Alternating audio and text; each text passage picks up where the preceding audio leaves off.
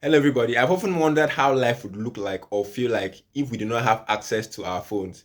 And not just our phones, but these disturbing apps that always pop up on our screen. For example, WhatsApp. Some of us cannot wake up without scrolling on WhatsApp, Instagram, Facebook, whichever social media application.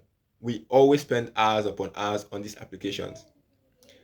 And while this has its advantages, it also has its significant drawbacks because if you are someone that is addicted to these things, you most likely will end up missing out on opportunities that should have come to you if you were able to regulate the intake of these things.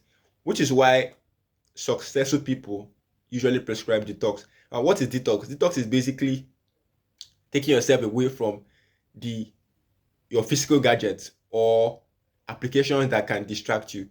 But believe it or not, I know that there is an influx of applications that can help you manage your time and probably use social media for a period of time.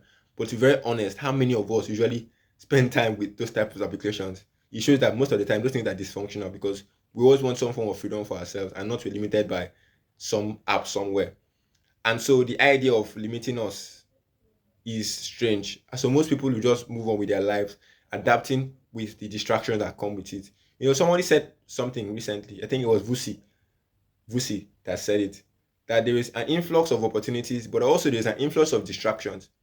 And your ability to manage the distractions is what will determine whether or not you become great.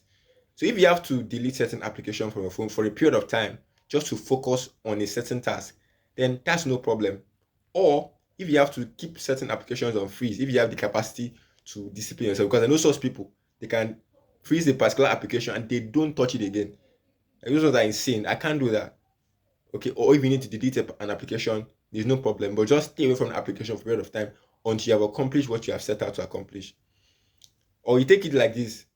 Imagine yourself staying for 3 days without a phone, and your reward for that is $1 million. Would you accept that?